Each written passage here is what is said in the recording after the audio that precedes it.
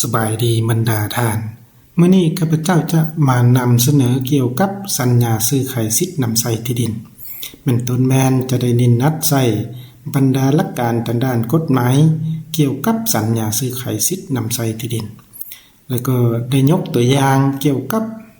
สัญญาซื้อขายสิทธิ์นำใส่ที่ดินนะและเอกสารประกอบเด้มีอันใดเด้นะอยู่ในสัญญาซื้อขายสิทธิ์นำใส่ที่ดินนะบรรดาท่านข้าพเจ้าเชื่อมั่นว่านะบรรดาท่านทั้งหลายอ้างรู้วิธีสร้างสัญญาซื้อขายสิทธิ์นำใส่ที่ดินแล้วและอาจจะได้รู้เกี่ยวกับขั้นตอนประกอบเอกสารต่างๆอย่างถูกต้องแล้วแต่ในนี้ข้าพเจ้ายกมาเลยเปลี่ยนให้แก่ผู้ที่ยังบ่ทันรู้เท่านั้นเป็นต้นแม้นถ้าจะขายหรือซื้อสิทธิ์นำใส่ที่ดินจะดำเนินการแนวใดจะประกอบเอกสารแนวใดจึงจะถูกต้องตามกฎหมายจึงบ่มีปัญหาหรือมีข้อขัดแย้งเกิดขึ้นตามมาภายหลังฉะนั้นทุกคำถามนั้นคลิปนี้ถือว่ามีคำตอบให้ฉะนั้นข้าพเจ้าจะมาลงรายละเอียดนำกันโดยเฉพาะจะมาลงลึกในข้อที่1ซึ่งในข้อที่1นี้จะได้กำหนดเกี่ยวกับหลักการทางด้านกฎหมายเกี่ยวกับสัญญาซื้อขายสิทธิ์นำใส่ที่ดินซึ่งก่อนที่พวกเราจะเฮ็ดสัญญาซื้อขายสิทธิ์นำใส่ที่ดินได้พวกเราต้องเข้าใจหลักการทางด้านกฎหมายก่อนเพื่อเฮ็ดให้ในเวลาที่เราสร้างสัญญานั้นขึ้นมาจึงสอดคล้องกับกฎหมายและสอดคล้องกับสภาพจริงและจึงสามารถนำใช้ได้ทางกฎหมายซึ่งในนี้รัฐธรรมนูญฉบับวงปี2025ในมาตรา17ในวรรคที่2นั้นได้กำหนดว่าที่ดินเฮกธาตุน้ำอากาศป่าไม้เครื่องประของดองสัตว์น้ำสัตว์ป่าทรัพยากรธรรมชาติอื่นๆเป็นกรรมสิทธิ์ของวงคณะญาติแห่งชาติซึ่งรัฐเป็นตัวแทนและคุ้มครองอย่างรวมศูนย์เป็นเอกภาพในขอบเขตทั่วประเทศตามกฎหมายตัวนี้แสดงว่าที่ดินนั้นถือว่าเป็นกรรมสิทธิ์ของวงคณะญาติแห่งชาติซึ่งมันบ่แม่นกรรมสิทธิ์ของบุคคลใดหนึ่งหรือว่านิติบุคคลใดหนึ่งและต่อมาในกฎหมายว่าด้วยที่ดินฉบับปรับปรุงปี2019ในมาตรา126ที่ได้กำหนดเกี่ยวกับการได้รับสิทธิ์นำใช้ที่ดินของพลเมืองเรารวมทั้งนิติบุคคลและการจัดตั้งที่เป็นพลเมืองเราจะได้รับสิทธิ์นำใช้ที่ดินบนพื้นฐานใดหนึ่งดังนี้ตัวนี้การมอบของรัฐการโอนและในการเฮ็ดสัญญาซื้อขายสิทธิ์นำใช้ที่ดินนั้นถือว่าจะตกอยู่ในข้อที่2ตัวนี้ถือว่าเป็นการโอนสิทธิ์นำใช้ที่ดินให้ผู้อื่นแล้วต่อมาในมาตรา133ของกฎหมายว่าด้วยที่ดินก็ได้กำหนดเกี่ยวกับสิทธิ์ของผู้ได้รับสิทธิ์นำใช้ที่ดินผู้ได้รับสิทธิ์นำใช้ที่ดินมีสิทธิ์ดังนี้1ถือว่าปกปักรักษาที่ดิน2ถือว่าสวมใช้ที่ดิน3ได้รับมาผลจากที่ดิน4โอนสิทธิ์นำใช้ที่ดิน5ถือว่าสืบทอดสิทธิ์นำใช้ที่ดินในมาตรานี้ถ้าเทียบใช้ทรัพย์สินของทั่วไปตามที่ได้กำหนดไว้ในประมวลกฎหมายแพ่งมาตรา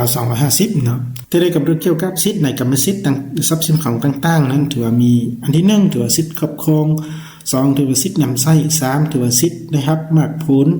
และ4ถือว่าสิทธิ์ชี้ขาดตัวนี้ในกฎหมายว่าด้วยที่ดินนั้นจะได้กำหนดสิทธิ์ต่อกับที่ดินนั้นมันตั้งการเพราะว่าที่ดินนั้นถือว่าเป็นของวงคณะญาติแห่งชาติแสดงว่าเราบ่มีกรรมสิทธิ์เต็มที่เรามีแต่สิทธิ์โอนสิทธิ์นำใช้ที่ดินให้ผู้อื่นเท่านั้นแล้วต่อมาในมาตรา137สิทธิ์โอนสิทธิ์นำใช้ที่ดินสิทธิ์โอนสิทธิ์นำใช้ที่ดินแม่นสิทธิ์ในการเอาสิทธิ์นำใช้ที่ดินให้ผู้อื่นโดยการขายมอบยกหรือแลกเปลี่ยนสิทธิ์นำใช้ที่ดินการเอาเข้าเป็นหุ้นและต่อมาในมาตรา147ของกฎหมายว่าด้วยที่ดินที่ได้กำหนดเกี่ยวกับการสิ้นสุดสิทธิ์นำใช้ที่ดินตัวนี้เกี่ยวกับสัญญาซื้อขายสิทธิ์นำใช้ที่ดินนั้นถือว่าตกอยู่ในข้อที่4คือโอนสิทธิ์นำใช้ที่ดินให้ผู้อื่นในกรณีที่ว่าเราได้โอนสิทธิ์นำใช้ที่ดินอย่างขาดตัวให้ผู้อื่นแล้วถือว่าเราในนามเจ้าของที่ดินกล่าวว่าทั้งสิทธิ์นำใช้ที่ดินดังกล่าวนั้นจะได้สิ้นสุดลงตามมาตรา147ตัวนี้และต่อมาในมาตรา17ของประมวลกฎหมายแพ่งปี2018ที่ได้กำหนดเกี่ยวกับเงื่อนไขของนิติกรรมและในมาตรา366ที่ได้กำหนดเกี่ยวกับเงื่อนไขของสัญญาแสดงว่าทั้ง2มาตราตัวนี้มันจะได้กำหนดเนื้อในอันเดียวกันตัวนี้แม่นเนื้อในของนิติกรรมหรือว่าเนื้อในของสัญญานั้น ได้กำหนดจ้าแจ้งว่านิติกรรมหรือว่าสัญญานั้นที่เฮ็ดขึ้นต้องมีเงื่อนไขครบถ้วนดังนี้ 1. วัตถุประสงค์ 2. ความสมัครใจ 3. ความสามารถทางด้านการประพฤติ 4. รูปการตัวนี้วัตถุประสงค์สมมุติว่าสัญญาซื้อขายสิทธินำใช้ที่ดินวัตถุประสงค์ก็เป็นที่ดินและ 2. ความสมัครใจแสดงว่าทางผู้ซื้อและผู้ขายนั้นต้องมีความสมัครใจร่วมกันอีกฝ่ายหนึ่งบ่มีสิทธิ์บังคับอีกฝ่ายหนึ่งนะและอันที่ 3 ความสามารถทางด้านการประพฤตินะตัวนี้ทั้ง2ฝ่ายผู้ซื้อและผู้ขายนั้นต้องบรรลุนิติภาวะ18 ปีขึ้นไปนะและอันที่4รูปการนั้นถือว่าต้องได้กำหนดเกี่ยวกับรูปการที่เป็นลายลักษณ์อักษรหรือว่ารูปการที่เป็นสัญญาทางปากเปล่านะตัวนี้ถือว่าเป็นเนื้อหาของ17ที่ได้กำหนดเกี่ยวกับเงื่อนไขของสัญญาหรือว่านิติกรรมนะและต่อมาในมาตรา364ของประมวลกฎหมายแพ่งนะที่ได้กำหนดเกี่ยวกับสัญญาแม้นการตกลงระหว่างคู่สัญญาซึ่งพาให้สิทธิและพันธะทางแพ่งเกิดขึ้นเปลี่ยนแปลงหรือสิ้นสุดลงสัญญาเฮ็ดขึ้นระหว่างองค์การจัดตั้งรัฐหรือหลวดหมู่ด้วยกันซึ่งในสัญญาซื้อขายสิทธินำใช้ที่ดินนั้นจะตกอยู่ในข้อที่3เป็นต้นแม่นนิติบุคคลหรือบุคคลด้วยกันในข้อที่3ตัวนี้แสดงว่านิติบุคคลกับนิติบุคคลหรือว่าบุคคลกับบุคคลด้วยกันและต่อมาในมาตรา369รูปการของสัญญาตัวนี้มันจะได้สอดคล้องกับมาตรา17กับ366ที่ได้นำเสนอผ่านมานะคือรูปการของสัญญาให้อิงตามรูปการที่ได้กำหนดไว้ในมาตรา21ของประมวลกฎหมายฉบับนี้สัญญาที่เฮ็ดเป็นลายลักษณ์อักษรอักเขียนด้วยมือพิมพ์ดีดหรือพิมพ์ด้วยเครื่องอิเล็กทรอนิกส์โดยคู่สัญญาเองหรือผู้ตั้งนะและต้องลงวันที่เดือนปีมีลายเซ็นของคู่สัญญาหรือผู้ตั้งนะของคู่สัญญาหรือคู่สัญญาอาจจะแปะปลายมือของตนใส่ตื้นอีกก็ได้สัญญาที่เฮ็ดเป็นลายลักษณ์อักษรอาจมีการเข้าร่วมของพยานหรือในบ้านเพื่อยั่งยืนการเฮ็ดสัญญานั้นก็ได้คู่สัญญาสามารถนำเอาสัญญาที่เป็นลายลักษณ์อักษรไปยั่งยืนความถูกต้องสอดคล้องกับความเป็นจริงและกฎหมายนำในทะเบียนศาลตัวนี้ถือว่าเป็นรูปการของสัญญาโดยเฉพาะจะได้เน้นใส่สัญญาที่เป็นลายลักษณ์อักษรนั้นต้องได้นำไปจดทะเบียนนำในทะเบียนศาลแล้วก็อย่างน้อยต้องมีพยานหรือว่าในบ้านนั้นเข้าร่วมเซ็นรับรู้นำนะตัวนี้ถือว่าเป็นประเด็นหลักในการเฮ็ดสัญญาซื้อขายสิทธินำใช้ที่ดินนะแล้วต่อมาในมาตรา370เนื้อในของสัญญาประกอบด้วยเนื้อในต้นต่อดังนี้ 1. วันเวลาสถานที่เฮ็ดสัญญา 2. ชื่อนามสกุลและบ่อนอยู่ของคู่สัญญา 3. วัตถุประสงค์ราคากำหนดเวลาปฏิบัติการชำระการนำส่ง 4. ขอบเขตปริมาณและคุณภาพของเป้าหมาย 5. สถานที่ปฏิบัติสัญญาและพันธะในการแจ้งให้แก่การทราบ 6. ผลสะท้อนของการละเมิดสัญญา 7. รูปการและองค์การแก้ไขข้อขัดแย้ง 8. เงื่อนไขของการเปลี่ยนแปลงและสิ้นสุดสัญญาก่อนกำหนดตัวนี้มันจะได้กำหนดจ้าแจ้งเกี่ยวกับเนื้อในของสัญญาต้องประกอบด้วย8ข้อหลักตัวนี้นะแล้วต่อมาในมาตรา388นะมาตรารับประกันการปฏิบัติสัญญาเพื่อรับประกันการปฏิบัติสัญญาอย่างมีประสิทธิผลกฎหมายได้อนุญาตให้นำใช้มาตรการต่างๆเช่นการมัดจำการปรับไหมการจำนำการจำนองการค้ำประกันโดยบุคคลหรือนิติบุคคลวัดที่1ตัวนี้มันจะได้สอดคล้องกับมาตรา390การปรับไหมแม่นมาตรการต่อผู้บ่ปฏิบัติสัญญาการปรับไหมให้ปฏิบัติตามการตกลงของคู่สัญญาโดยบ่ขัดกับกฎหมายและระเบียบการที่เกี่ยวข้องตัวนี้ถือว่าเป็นการเปรียบเทียบระหว่างทั้ง2มาตราและตัวนี้ก็เป็นมาตรการหนึ่งที่จำเป็นต้องได้กำหนดไว้ในสัญญาซื้อขายสิทธินำใช้ที่ดินนะและต่อมาในมาตรา406สัญญาซื้อขายเป็นการตกลงของคู่สัญญาซึ่งผู้ขายมีพันธะมอบทรัพย์สิ่งของให้เป็นกรรมสิทธิ์ของผู้ซื้อและผู้ซื้อต้องรับเอาทรัพย์สิ่งของ และมีพันธะจ่ายเงินตามราคาที่ได้ตกลงกันผู้ขายจะขายทรัพย์สิ่งของอันใดก็ได้ที่เป็นกรรมสิทธิ์ของตนทรัพย์สิ่งของที่ขายให้ผู้ซื้อนั้นหากถือฮิบตามคำตักเตือนของศาลผู้ขายต้องทดแทนค่าเสียหายให้แก่ผู้ซื้อ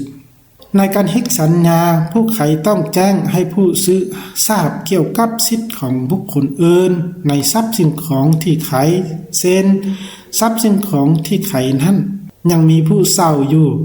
การบ่แจ้งให้ทราบนี้จะพาให้ผู้ซื้อมีสิทธิ์ห้องขอยกเลิกสัญญาและห้องขอค่าเสียหายหรือลดผ่อนราคาซื้อเมื่อสิทธิ์เกี่ยวกับกรรมสิทธิ์หากเป็นของผู้ซื้อก่อนการมอบทรัพย์สิ่งของแล้วผู้ขายยังมีพันธะรักษาทรัพย์สิ่งของดังกล่าวโดยบ่ให้มีการเสียหายหรือไปแผ่จนกว่าผู้ซื้อจะรับเอาผู้ซื้อเป็นเจ้ากรรมสิทธิ์ในทรัพย์สิ่งของที่ตนได้ซื้อนั้น1นับแต่เวลาผู้ซื้อและผู้ขายได้มอบเงินและทรัพย์สิ่งของให้แก่กัน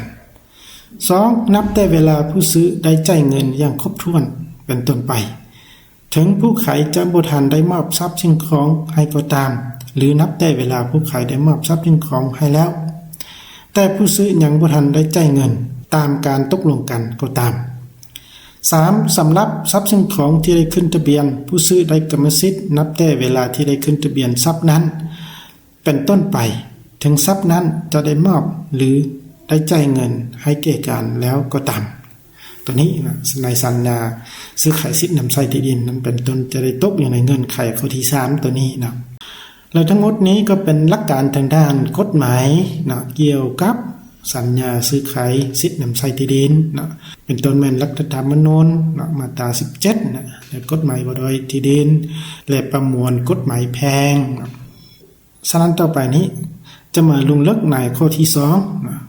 ตัวนี้จะได้ลงลึกเกี่ยวกับการยกตัวอย่างเกี่ยวกับสัญญาซื้อขายสิทธิ์นำใช้ที่ดินซึ่งมีรายละเอียดคือดังลงนี้นะสัญญาซื้อขายสิทธิ์นำใช้ที่ดินนะตัวนี้คือสัญญาซื้อขายสิทธิ์นำใช้ที่ดินนะคืออิงตามการตกลงเห็นดีระหว่างผู้ซื้อและผู้ขายในข้างวันที่20มิถุนายน2026นะตัวนี้เป็นการยกตัวอย่างนะ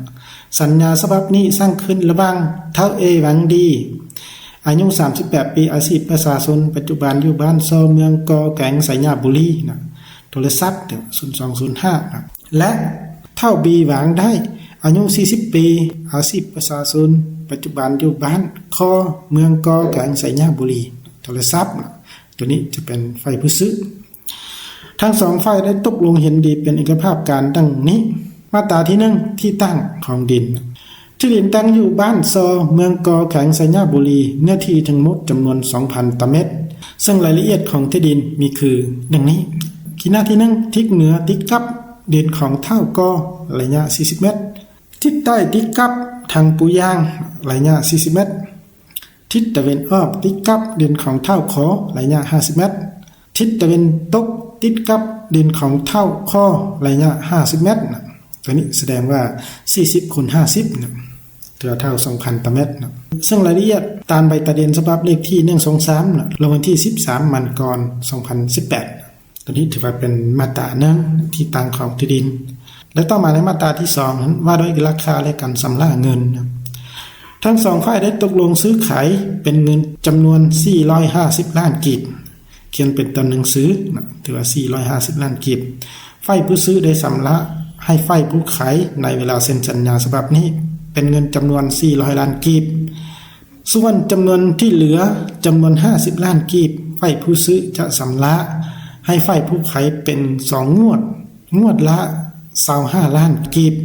งวดที่1ชำระไว้ไกลวันที่20กันยา2026และงวดที่2ชำระไว้ไกลวันที่20มันกร2027นับแต่เมื่อเซ็นสัญญาฉบับนี้เป็นต้นไปและการชำระแต่ละงวดต้องมีบทบันทึกมอบรับเงินคัดติดไว้ในสัญญาฉบับนี้นะตัวนี้ถือว่าเป็นมาตราที่2นะต้องได้กำหนดจ้าแจงเกี่ยวกับรูปการและวิธีการในการชำระเงินนะอย่างจ้าแจงในมาตรานี้และต่อมาในมาตราที่3นะข้อกำหนดและเงื่อนไข1ฝ่ายผู้ขายต้องประกอบเอกสารโอนสิทธิ์นำใช้ที่ดินและขึ้นทะเบียนใบตะดินให้เป็นชื่อของผู้ซื้อพร้อมทางรับผิดชอบค่าใช้จ่ายและค่าสิ้นเปลืองต่างๆในการประกอบเอกสารออกใบตะดินทั้งหมด ตัวนี้ขึ้นกับทางสองฝ่ายตกลงบางทีอาจจะยกให้เป็นของฝ่ายผู้ซื้อเป็นผู้แล่นเอกสารเอาเองหรือฝ่ายผู้ขายเป็นผู้แล่นเอกสารเอาเองตัวนี้ขึ้นกับการตกลงแล้วข้อที่2ในการนำไส้ที่ดินดังกล่าวถ้าหากเกิดมีข้อขัดแย้งที่เป็นการยากแย่งจากบุคคลอื่นหรือถึกโครงการต่างๆของรัฐที่ฝ่ายผู้ขายได้ปิดบังไว้นั้นฝ่ายผู้ขายเจ้าของที่ดินเดิมต้องเป็นผู้รับผิดชอบดำเนินการแก้ไขถ้าหากแก้ไขบ่ได้แม่นฝ่ายผู้ขายต้องส่งเงินคืนทั้งหมดให้แก่ฝ่ายผู้ซื้อและฝ่ายผู้ซื้อต้องส่งที่ดินคืนให้แก่ฝ่ายผู้ขายตอนนี้ก็เป็นมาตรการรับประกันวัตถุประสงค์ของสัญญาเนาะแล้วต่อมาข้อที่3ถ้าหากฝ่ายผู้ขายได้ประกอบเอกสารโอนซื้อในใบตะเดินเป็นชื่อของฝ่ายผู้ซื้อเป็นที่เรียบร้อยแล้ว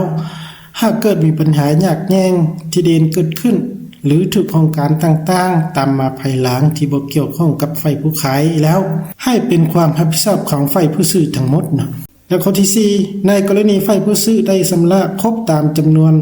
ตามที่ได้ระบุไว้ในมาตราที่2ขั้นถึงนี้กรรมสิทธิ์ที่ดินตกเป็นของฝ่ายผู้ซื้ออย่างขัดตัวฝ่ายผู้ขายบ่มีสิทธิ์ใดๆต่อกับที่ดินตามดังกล่าวและหลังจากฝ่ายผู้ขายได้โอนสิทธิ์นำไส้ที่ดินออกซื้อเป็นของฝ่ายผู้ซื้ออย่างถูกต้องตามกฎหมายแล้วฝ่ายผู้ซื้อบ่มีสิทธิ์เรียกร้องใดๆต่อกับฝ่ายผู้ขายตัวนี้ก็กำหนดให้เป็นความยุติธรรมต่อกับ2ฝ่ายนะและต่อมาข้อที่5ทั้ง2ฝ่ายได้ตกลงเห็นดีเป็นเอกภาพแล้วนับแต่เมื่อเซ็นสัญญาเป็นต้นไปถ้าหากฝ่ายใดนึ่งละเมิดสัญญาผิดเป็นบ่ยอมขายหรือผิดเป็นบ่ยอมซื้อตามการตกลงไว้ในสัญญาฉบับนี้ฝ่ายที่ละเมิดต้องถูกปรับหมาย2เท่าตัวของมูลค่าซื้อขายและรับผิดชอบค่าเสียหายต่างๆที่เกิดขึ้นตามกฎหมายตัวนี้ถือว่าเป็นมาตรการบังคับการกำหนดเงื่อนไขตัวนี้ต้องได้กำหนดอย่างจ้าแจ้งและบ่ให้อีกฝ่ายหนึ่งเสียเปรียบอีกฝ่ายหนึ่งได้เปรียบหรือว่าอีกฝ่ายหนึ่งเสียผลประโยชน์อย่างล่วงไหลเกินไปนะต้องกำหนดอย่างยุติธรรมให้แก่ทั้ง2ฝ่ายและตัวนี้ก็ขึ้นกับการตกลงของทั้ง2ฝ่ายร่วมกันนะตัวนี้ถือว่าเป็นข้อกำหนดและเงื่อนไขของสัญญานะที่ต้องได้ปฏิบัตินะและต่อมาในมาตราที่4วิธีแก้ไขข้อขัดแย้งและมาตรการจัดตั้งปฏิบัตินะ1ทั้ง2ฝ่ายต้องเคารพนับถือและฮักแพงซึ่งกันและกันพร้อมทางปฏิบัติตามเงื่อนไขของสัญญาฉบับนี้อย่างเข้มงวดถ้ามีปัญหาใดบ่เข้าใจทั้ง2ฝ่ายต้องปรึกษาหารือโดยพบการไกล่เกลี่ยประนีประนอมกันภายใต้เงื่อนไขที่ตั้งฝ่ายตั้งได้รับผลประโยชน์ทั้งนี้ก็เพื่อรักษาความสามัคคีความฮักแพงที่ดีต่อกันไว้ถ้าหากทั้ง2ฝ่ายบ่สามารถแก้ไขปัญหาได้แล้วจึงเสนอหาภาคส่วนที่เกี่ยวข้อง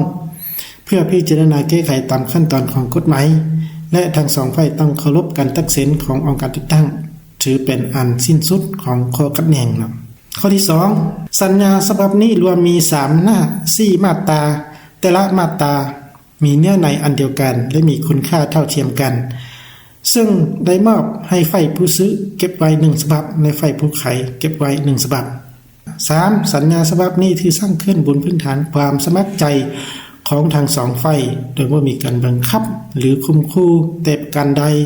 ผู้เข้าร่วมในสัญญาฉบับนี้มีความสามารถทางด้านการประพฤติและมีสติสัมปชัญญะสมบูรณ์ครบถ้วนตามกฎหมาย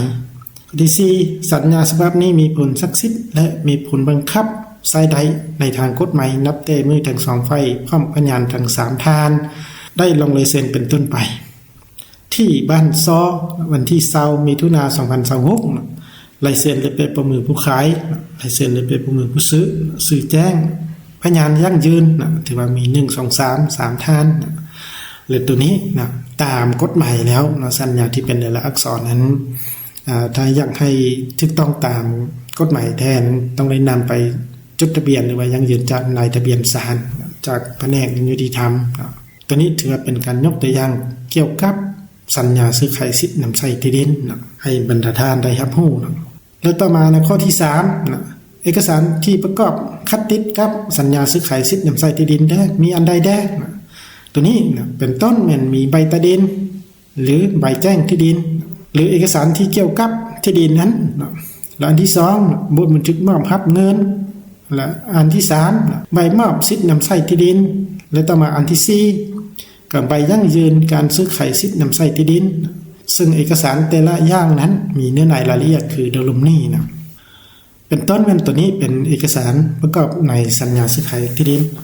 ส่วนตัวใบทะเบียนหรือว่าใบแจ้งที่ดินนั้นถือว่าเป็นเอกสารของภาคส่วนที่เกี่ยวข้องที่ได้ยังยืนเกี่ยวกับสิทธินำใช้ที่ดินตามกฎหมายเนาะและตัวนี้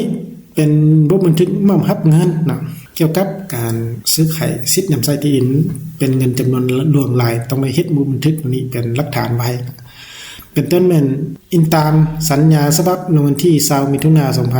2026ในวันที่20มิถุนายน2026อยู่ที่เฮือนของเฒ่าเอหวังดีบ้านซอเมืองกอแขวงสัญญาบุรีข้าพเจ้าเฒ่าบีหวังได้อายุ40ปีอาชีพประชาชนปัจจุบันอยู่บ้านคอเมืองกอแขวงสัญญาบุรีฝ่ายผู้ซื้อได้ตกลงซื้อที่ดินปลูกสร้างของเฒ่าเอหวังดีอายุ38ปีอาชีพประชาชนปัจจุบันอยู่บ้านซอเมืองกอแขวงสัญญาบุรีโดยได้ตกลงซื้อขายกันในราคารวมเป็นเงินจำนวน450ล้านกีบดังนั้นข้าพเจ้าเฒ่าบีหวังได้ฝ่ายผู้ซื้อจึงได้มอบเงินจำนวน400ล้านกีบให้แก่เฒ่าเอหวังดีฝ่ายผู้ขาย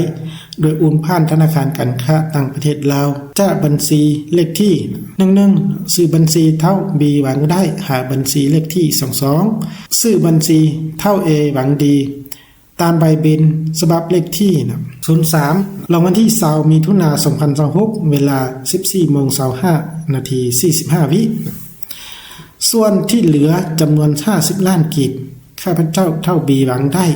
เจ้าสำระตามภายหลังให้ครบจำนวนตามที่ได้กำหนดไว้ในมาตรา2ของสัญญา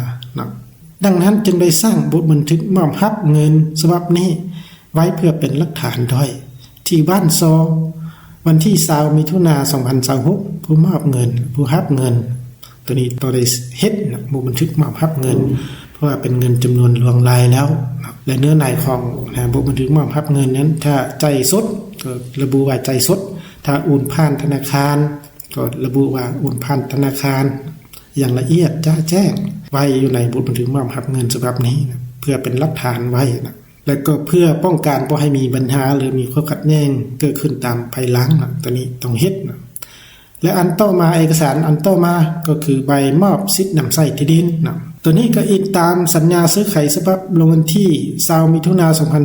2026ท่านเอหวังดีอายุ38ปีอาชีพประชาชนปัจจุบันอยู่บ้านซอมเมืองกอแขวงสัญญาบุรีได้มอบกรรมสิทธิ์นำใช้ที่ดินฉบับเลขที่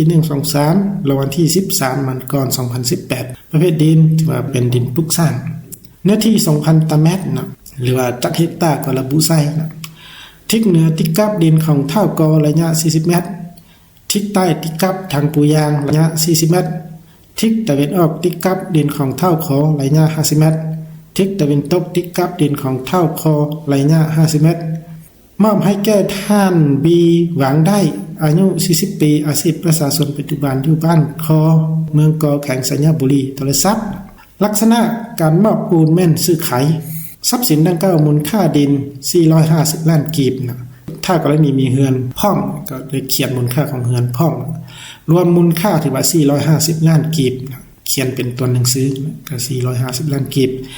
ข้าพเจ้ายังยืนว่าที่ดินตอนดังกล่าวเป็นของข้าพเจ้าอย่างแท้จริง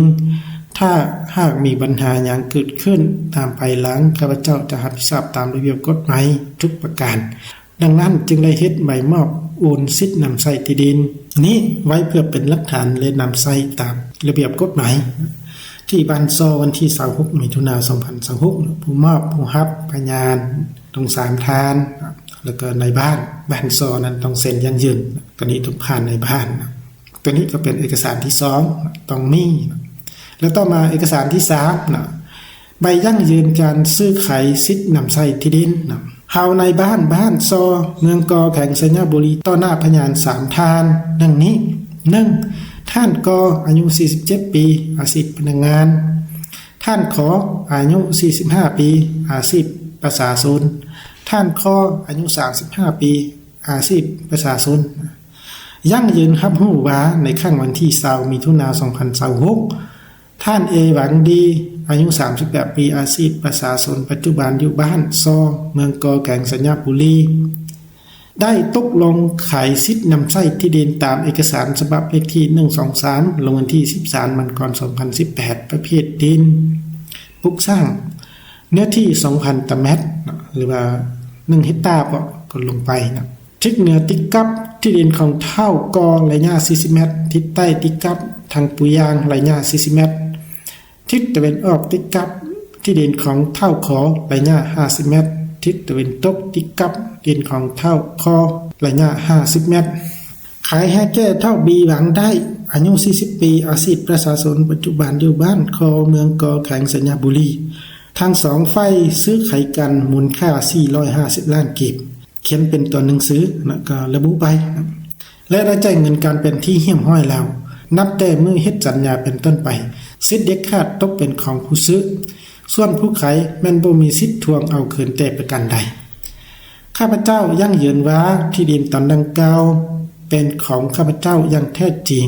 ถ้ามีปัญหาหยังเกิดขึ้นตามภายหลังข้าพเจ้าจะรับผิดชอบตามระเบียบกฎหมายทุกประการดังนั้นจึงเฮ็ดไปยั่งยืนการซื้อขายฉบับนี้ไว้เพื่อเป็นหลักฐานและนำใช้ตามระเบียบกฎหมายที่บ้านซอวันที่20มีมิถุนายน2026ผู้ขายผู้ซื้อพยานแล้วก็ตัวนี้ก็ในบ้านก็ยั่งยืนนะตัวนี้ถือว่าเป็นเอกสารที่3นะตัวนี้ถือเป็นทาง3เอกสารที่ประกอบใส่สัญญาซื้อขายสิทธิ์นำใช้ที่ดินนะซึ่งทั้งหมดนี้ก็เป็นการนำเอาบางมาตราของกฎหมายมาเผยแพร่ให้บรรดาท่านได้รับรู้ไปนำกันและก็คือการพันขยายบางมาตราของกฎหมายดังกล่าวมาเฮ็ดเป็นสัญญาซื้อขายสิทธิ์นำใช้ที่ดินพร้อมทางเอกสารที่ประกอบใส่ในเอกสารซื้อขายสิทธิ์นำใช้ที่ดินนั้นว่ามีอันใดแดงซึ่งนอกจากเอกสารตัวนี้แล้วก็มีเอกสารอื่นที่เกี่ยวข้องประกอบใส่แต่ข้าพเจ้าเชื่อมั่นว่าเอกสารที่ประกอบในสัญญาซื้อขายสิทธิ์นำใช้ที่ดินนั้นที่ได้ประกอบประมาณนี้ก็จะกวมเอาประมาณ 70-80% ของความถูกต้องแล้วนะซึ่งคลิปนี้ก็ถือว่าเป็น